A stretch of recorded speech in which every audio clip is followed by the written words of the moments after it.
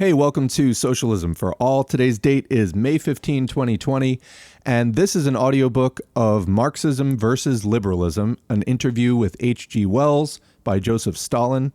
This is originally from the 23rd of July, 1934. The source for this is Works, Volume 14, published by Red Star Press, London, 1978.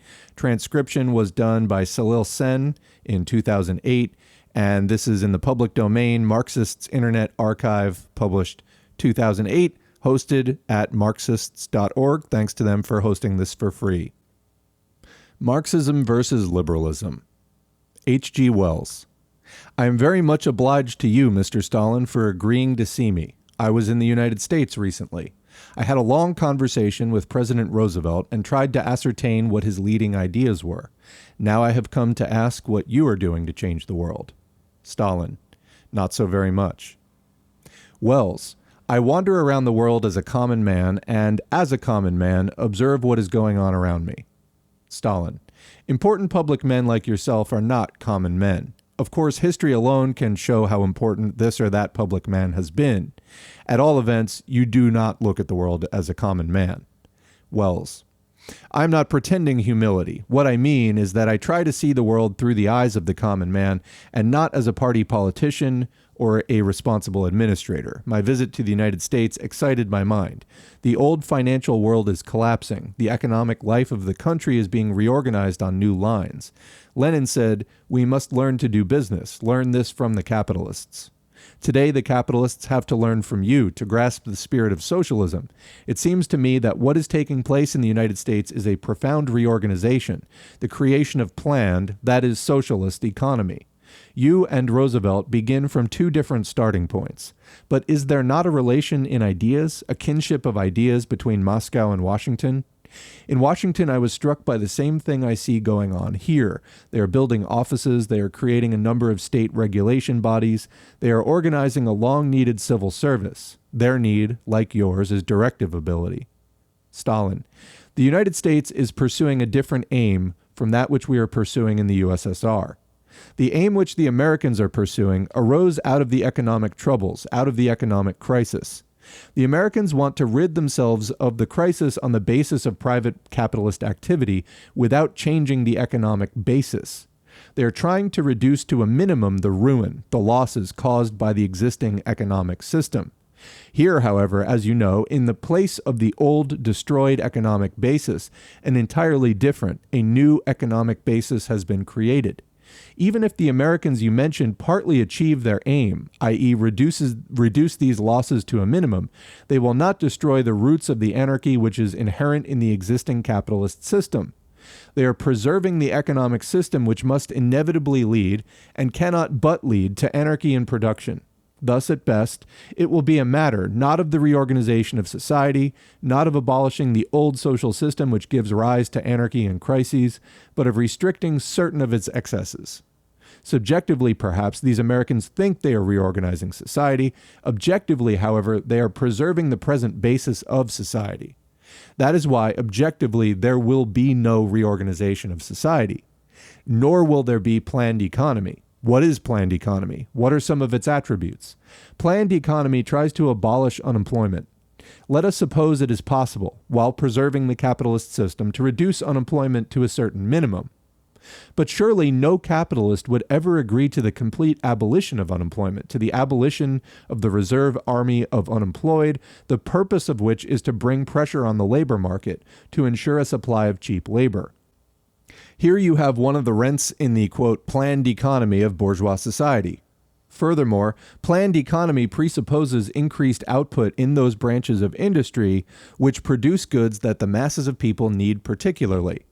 But you know that the expansion of production under capitalism takes place for entirely different motives, that capital flows into those branches of economy in which the rate of profit is highest. You will never compel a capitalist to incur loss to himself and agree to a lower rate of profit for the sake of satisfying the needs of the people. Without getting rid of the capitalists, without abolishing the principle of private property in the means of production, it is impossible to create planned economy. H.G. Wells.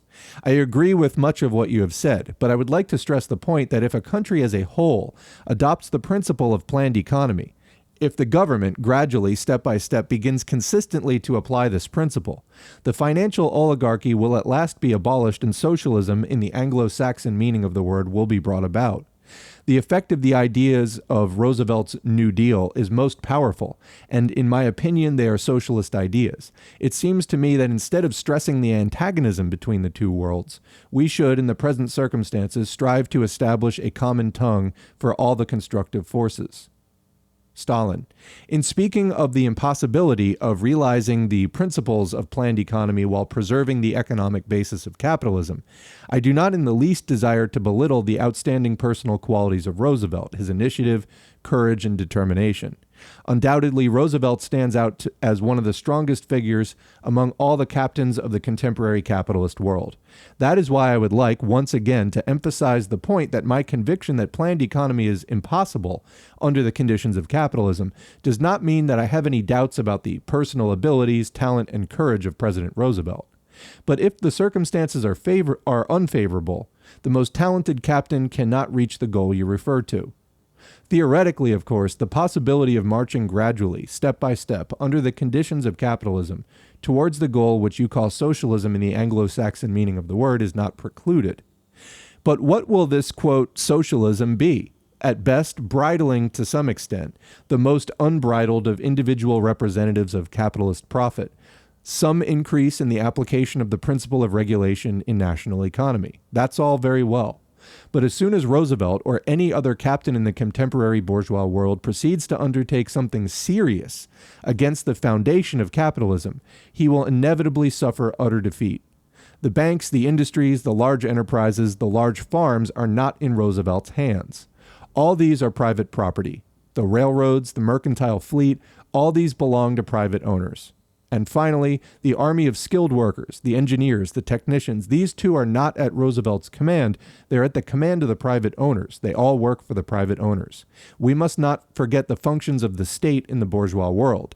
The state is an institution that organizes the defense of the country, organizes the maintenance of, quote, order. It is an apparatus for collecting taxes. The capitalist state does not deal much with money in the strict sense of the word. The latter is not in the hands of the state. On the contrary, the state is in the hands of the capitalist economy. That is why I fear that in spite of all his energies and abilities, Roosevelt will not achieve the goal you mentioned if that is indeed his goal. Perhaps in the course of several generations, it will be possible to approach this goal somewhat, but I personally think that even this is not very probable. Wells. Perhaps I believe more strongly in the economic interpretation of politics than you do. Huge forces driving towards better organization, for the better functioning of the community, that is, for socialism, have been brought into action by invention and modern science. Organization and the regulation of individual action have become mechanical necessities irrespective of social theories. If we begin with the state control of the banks and then follow with the control of transport, of the heavy industries, of industry in general, of commerce, etc., such an all-embracing control will be equivalent to the state ownership of all branches of national economy. This will be the process of socialization. Socialism and individualism are not opposites like black and white. There are many intermediate stages between them. There is individualism that borders on brigandage, and there is discipline and organization that are the equivalent of socialism. The introduction of planned economy depends to a large degree upon the organizers of economy, upon the skilled technical intelligentsia who, step by step, can be converted to the socialist principles of organization. And this is the most important thing, because organization comes before socialism. It is the more important fact. Without organization, the socialist idea is a mere idea. Stalin. There is no, nor should there be, irreconcilable contrast between the individual and the collective, between the interests of the individual person and the interests of the collective. There should be no such contrast because collectivism, socialism, does not deny but combines individual interests with the interests of the collective. Socialism cannot abstract itself from individual interests. Socialist society alone can most fully satisfy these personal interests. More than that, socialist society alone can firmly safeguard the interests of the individual. In this sense, there is no irreconcilable contrast between, quote, individualism and socialism. But can we deny the contrast between classes, between the propertied class, the capitalist class, and the toiling class, the proletarian class? On the one hand, we have the propertied class, which owns the banks, the factories, the mines, transport, the plantations, and colonies. These people see nothing but their own interests. They're striving after profits. They do not submit to the will of the collective. They strive to subordinate every collective to their will. On the other hand, we have the class of the poor, the exploited class, which owns neither factories nor works, nor banks, which is compelled to live by selling its labor power to the capitalists, which lacks the ability to satisfy its most elementary requirements. How can such opposite interests and strivings be reconciled? As far as I know, Roosevelt has not succeeded in finding the path of conciliation between these interests, and it is impossible, as experience has shown. Incidentally, you know the situation in the United States better than I do, as I've never been there and I watch American affairs mainly from literature. But I have some experience in fighting for socialism, and this experience tells me that if Roosevelt makes a real attempt to satisfy the interests of the proletarian class at the expense of the capitalist class, the latter will put another president in his place. The capitalists will say, presidents come and presidents go, but we go on forever. If this or that president does not protect our interests, we shall find another. What can the president oppose to the will of the capitalist class? H.G. Wells. I object to this simplified classification of mankind into poor and rich. Of course, there is a category of people which strive only for profit, but are not these people regarded as nuisances in the West just as much as here? Are there not plenty of people in the West for whom profit is not an end, who own a certain amount of wealth, who want to invest and obtain a profit from this investment, but who do not regard this as the main object? They regard investment as an inconvenient necessity.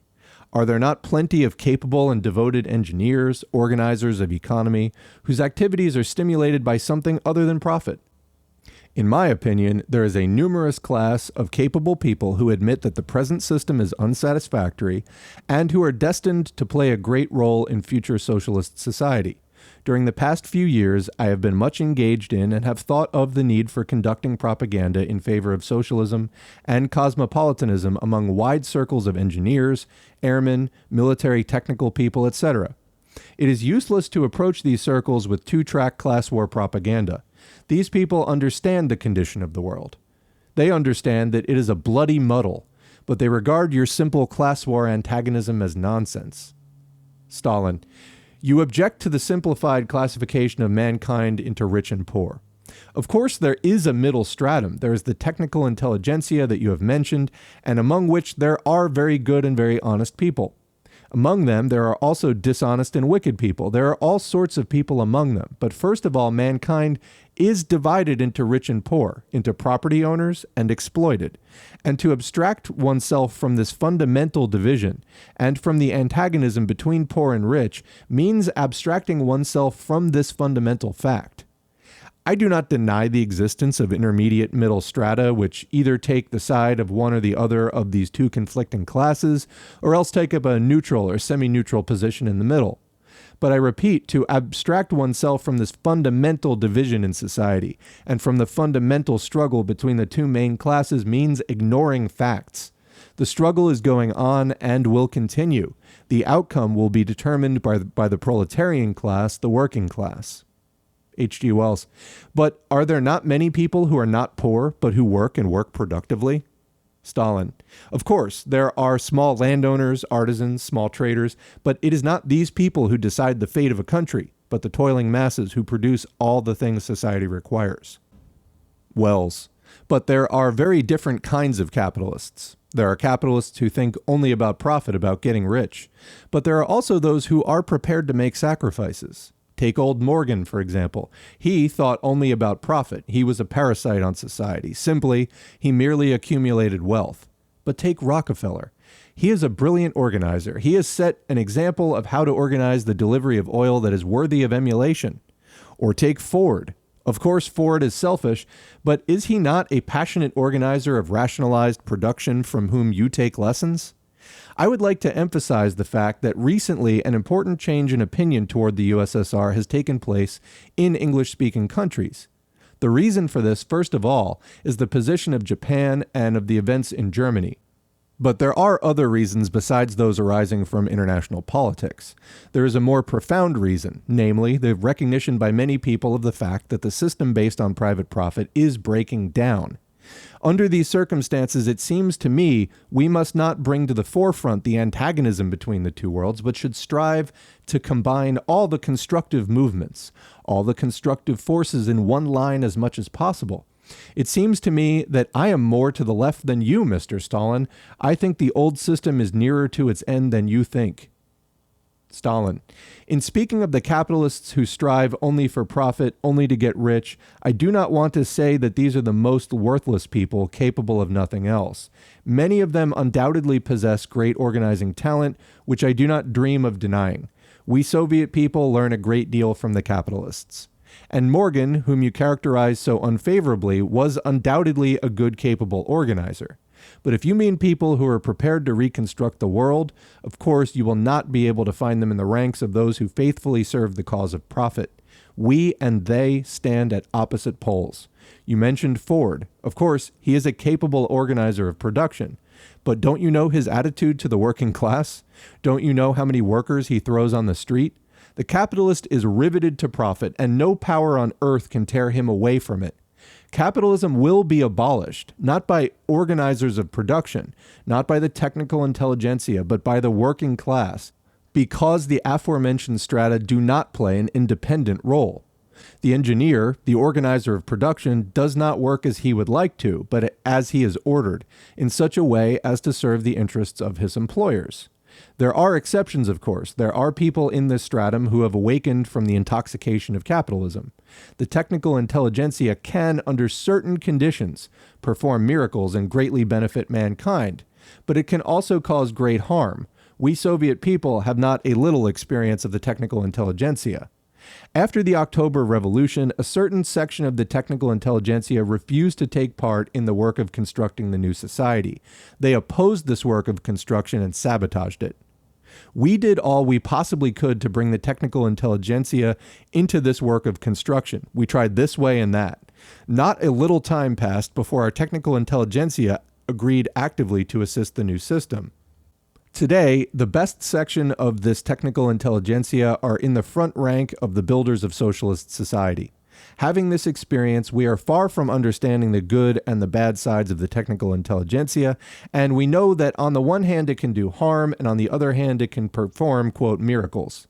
Of course, things would be different if it were possible at one stroke, spiritually, to tear the technical intelligentsia away from the capitalist world, but that is utopia. Are there many of the technical intelligentsia who would dare break away from the bourgeois world and set to work reconstructing society? Do you think that there are many people of this kind, say in England or in France? No, there are few who would be willing to break away from their employers and begin reconstructing the world. Besides, can we lose sight of the fact that in order to transform the world, it is necessary to have political power? It seems to me, Mr. Wells, that you greatly underestimate the question of political power, that it entirely drops out of your conception. What can those, even with the best intentions of in the world, do if they are unable to raise the question of seizing power and do not possess power? At best, they can help the class which takes power, but they cannot change the world themselves. This can only be done by a great class which will take the place of the capitalist class and become the sovereign master as the latter was before. This class is the working class. Of course, the assistance of the technical intelligentsia must be accepted, and the latter, in turn, must be assisted. But it must not be thought that the technical intelligentsia can play an independent historical role. The transformation of the world is a great, complicated, and painful process. For this task, a great class is required. Big ships go on long voyages. H.G. Wells. Yes, but for long voyages, a captain and navigator are required. Stalin. That is true, but what is first required for a long voyage is a big ship. What is a navigator without a ship? An idle man. H.G. Wells. The big ship is humanity, not a class. Stalin. You, Mr. Wells, evidently start out with the assumption that all men are good. I, however, do not forget that there are many wicked men. I do not believe in the goodness of the bourgeoisie. Wells. I remember the situation with regard to the technical intelligentsia several decades ago. At that time, the technical intelligentsia was numerically small, but there was much to do, and every engineer, technician, and intellectual found his opportunity. That is why the technical intelligentsia was the least revolutionary class. Now, however, there's a superabundance of technical intellectuals, and their mentality has changed very sharply.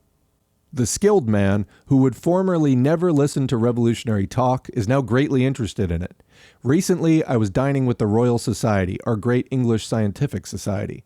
The president's speech was a speech for social planning and scientific control. 30 years ago, they would not have listened to what I say to them now. Today, the man at the head of the Royal Society holds revolutionary views and insists on the scientific reorganization of human society. Mentality changes. Your class war propaganda has not kept pace with these facts. Stalin. Yes, I know this, and this is to be explained by the fact that capitalist society is now in a cul-de-sac. The capitalists are seeking, but cannot find a way out of this cul-de-sac that would be compatible with the dignity of this class, compatible with the interests of this class. They could, to some extent, crawl out of the crisis on their hands and knees, but they cannot find an exit that would enable them to walk out of it with head raised high, a way out that would not fundamentally disturb the interests of capitalism. This, of course, is realized by wide circles of the technical intelligentsia. A large section of it is beginning to realize the community of its interests with those of the class which is capable of pointing the way out of the cul-de-sac. H.G. Wells. You of all people know something about revolutions, Mr. Stalin, from the practical side. Do the masses ever rise? Is it not an established truth that all revolutions are made by a minority? Stalin. To bring about a revolution, a leading revolutionary minority is required, but the most talented, devoted, and energetic minority would be helpless if it did not rely upon the at least passive support of millions. Wells. At least passive? Perhaps subconscious? Stalin. Partly also the semi-instinctive and semi-conscious, but without the support of millions, the best minority is impotent. Wells. I watch communist propaganda in the West, and it seems to me that in modern conditions this propaganda sounds very old-fashioned, because it is insurrectionary propaganda. Propaganda in favor of the violent overthrow of the social system was all very well when it was directed against tyranny. But under modern conditions, when the system is collapsing anyhow, stress should be laid on efficiency, on competence, on productiveness, and not on insurrection. It seems to me that the insurrectionary note is obsolete. The communist propaganda in the West is a nuisance to constructive-minded people. Stalin. Of course, the old system is breaking down and decaying. That is true. But it is also true that new efforts are being made by other methods, by every means, to protect, to save this dying system. You draw a wrong conclusion from a correct postulate. You rightly state that the old world is breaking down, but you're wrong in thinking that it is breaking down of its own accord. No, the substitution of one social system for another is a complicated and long revolutionary process. It is not simply a spontaneous process, but a struggle. It is a process connected with the clash of classes.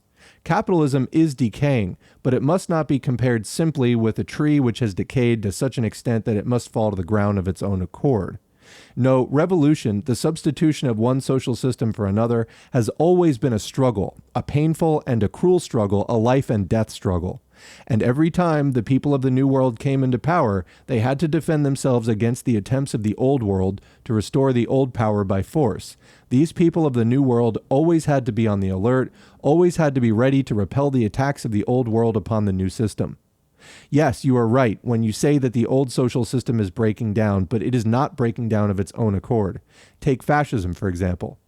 Fascism is a reactionary force which is trying to preserve the old system by means of violence. What will you do with the fascists? Argue with them? Try to convince them? But this will have no effect upon them at all. Communists do not in the least idealize the methods of violence. But they, the communists, do not want to be taken by surprise. They cannot count on the old world voluntarily departing from the stage.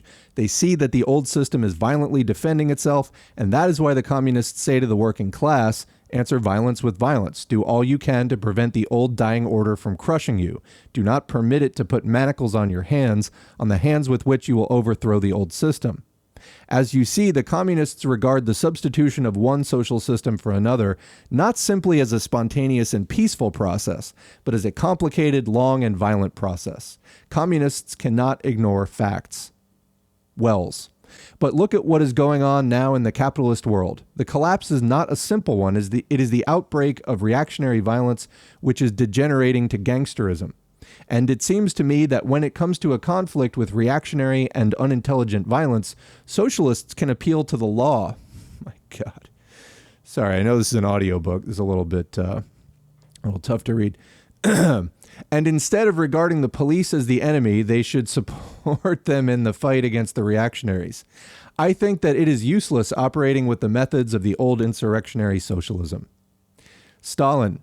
The communists base themselves on rich historical experience, which teaches that obsolete classes do not voluntarily abandon the stage of history.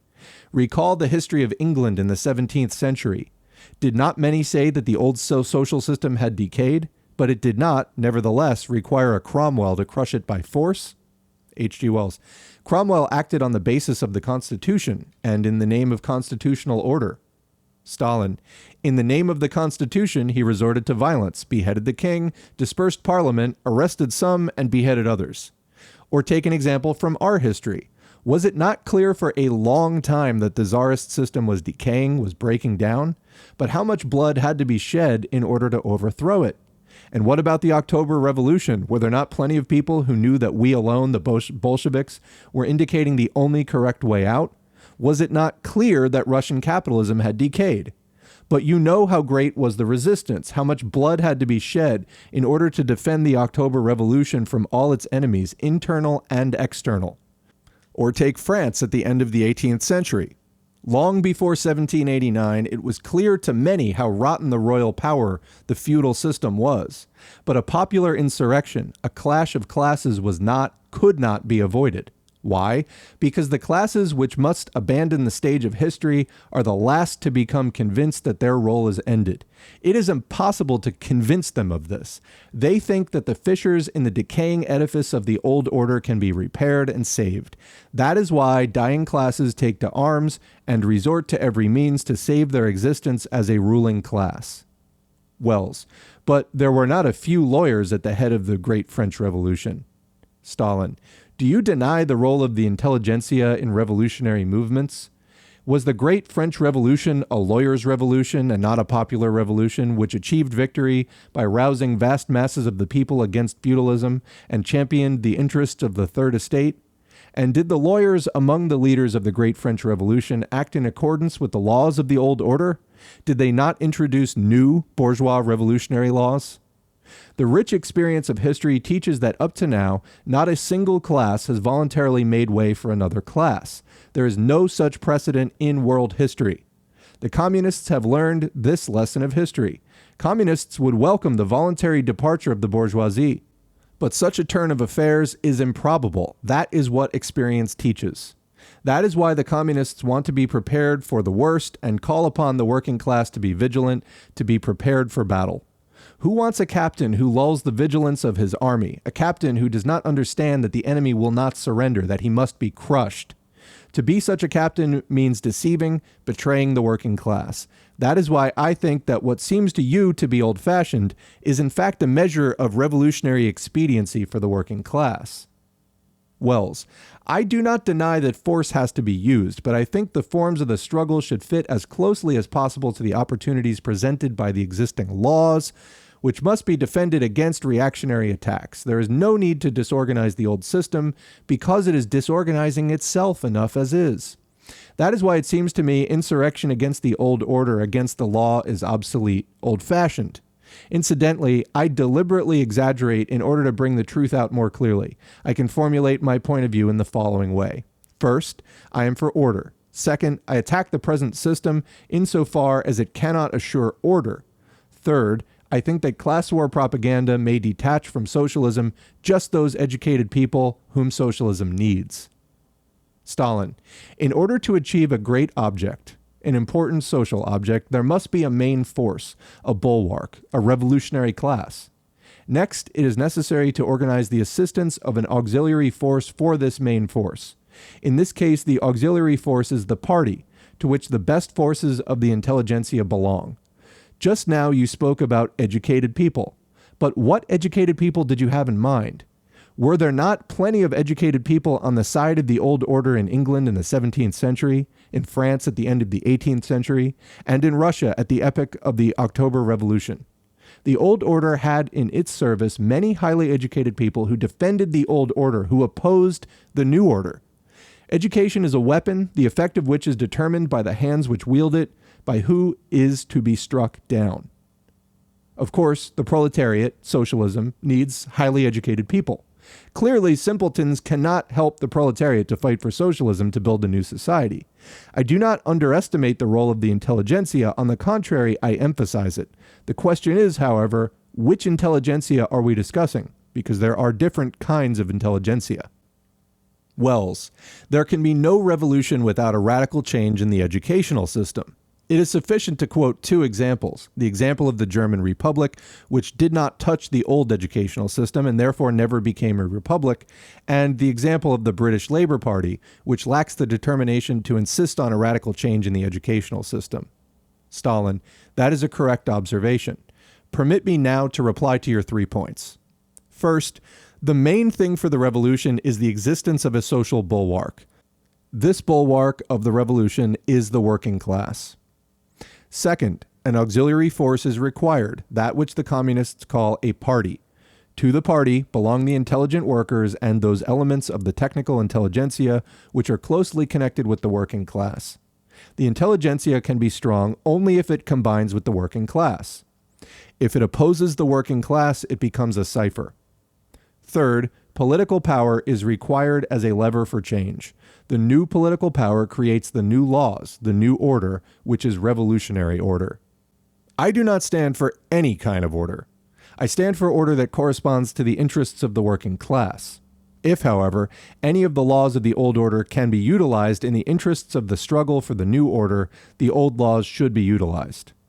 I cannot object to your postulate that the present system should be attacked insofar as it does not ensure the necessary order for the people. And finally, you are wrong if you think that the communists are enamored of violence. They would be very pleased to drop violent methods if the ruling class agreed to give way to the working class, but the experience of history speaks against such an assumption. Wells, there was a case in the history of England, however, of a class voluntarily handing over power to another class. In the period between 1830 and 1870, the aristocracy, whose influence was still very considerable at the end of the 18th century, voluntarily, without a severe struggle, surrendered power to the bourgeoisie, which serves as a sentimental support of the monarchy. Subsequently, this transference of power led to the establishment of the rule of the financial oligarchy. Stalin, but you have imperceptibly passed from questions of revolution to questions of reform. This is not the same thing. Don't you think that the Chartist movement played a great role in the reforms in England in the 19th century? Wells, the Chartists did little and disappeared without leaving a trace. Stalin, I do not agree with you. The Chartists and the strike movement which they organized played a great role. They compelled the ruling class to make a number of concessions in regard to the franchise, in regard to abolishing the so-called rotten boroughs, and in regard to some of the points of the Charter.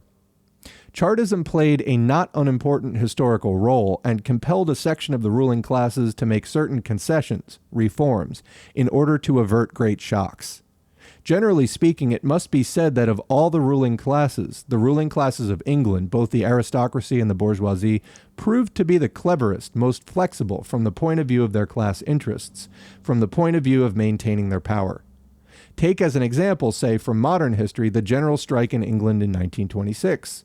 The first thing any other bourgeoisie would have done in the face of such an event, when the General Council of Trade Unions called for a strike, would have been to arrest the trade union leaders. The British bourgeoisie did not do that, and it acted cleverly from the point of view of its own interests. I cannot conceive of such a flexible strategy being employed by the bourgeoisie in the United States, Germany, or France. In order to maintain their rule, the ruling classes of Great Britain have never forsworn small concessions and reforms, but it would be a mistake to think that these reforms were revolutionary. Wells, you have a higher opinion of the ruling classes of my country than I have. But is there a great difference between a small revolution and a great reform? Is not reform a small revolution? Stalin.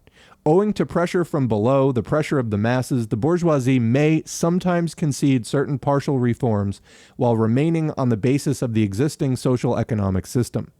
Acting in this way, it calculates that these concessions are necessary in order to preserve its class rule. This is the essence of reform. Revolution, however, means the transference of power from one class to another. That is why it is impossible to describe any reform as revolution. That is why we cannot count on the change of social systems taking place as an imperceptible transition from one system to another by means of reforms, by the ruling class making concessions. Wells. I am very grateful to you for this talk, which has meant a great deal to me. In explaining things to me, you probably called to mind how you had to explain the fundamentals of socialism in the illegal circles before the revolution. At the present time, there are only two persons to whose opinion, to whose every word millions are listening, you and Roosevelt. Others may preach as much as they may like, what they say will never be printed or heeded. I cannot yet appreciate what has been done in your country. I only arrived yesterday. But I have already seen the happy faces of healthy men and women, and I know that something very considerable is being done here. The contrast with 1920 is astounding. Stalin. Much more could have been done had we Bolsheviks been cleverer. Wells. No, if human beings were cleverer. It would be a good thing to invent a 5-year plan for the reconstruction of the human brain, which obviously lacks many things needed for a perfect social order. Laughter. Stalin. Don't you intend to stay for the Congress of the Soviet Writers' Union? Wells. Unfortunately, I have various engagements to fulfill, and I can stay in the USSR only for a week. I came to see you, and I am very satisfied by our talk, but I intend to discuss with such Soviet writers as I can meet the possibility of their affiliating to the PEN Club. This is an international organization of writers founded by Galsworthy. After his death, I became president. The organization is still weak, but it has branches in many countries, and what is more important, the speeches of the members are widely reported in the press. It insists upon this free expression of opinion, even of opposition opinion. I hope to discuss this point with Gorky. I do not know if you are prepared yet for that much freedom here. Stalin. We Bolsheviks call it self-criticism. It is widely used in the USSR. If there is anything I can do to help you, I shall be glad to do so. They both express thanks for the visit, and that concludes the audiobook. So, thank you for listening to this audiobook. That was a very interesting, I feel like on Facebook, I have witnessed, obviously not people of such great stature unless they're using, an anonymous handle, but I feel like I've seen versions of that conversation between a radical and a liberal many, many times. And it's interesting stuff. So you can find us on Facebook. Please remember to like, share, subscribe, comment. All of that is appreciated. Helps to boost us in the algorithm, helps more people to see our channel and this content.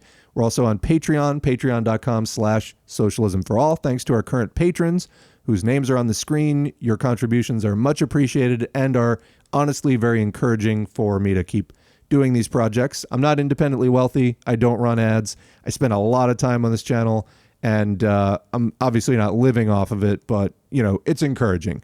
So thanks again. This has been Socialism for All. Thanks for listening.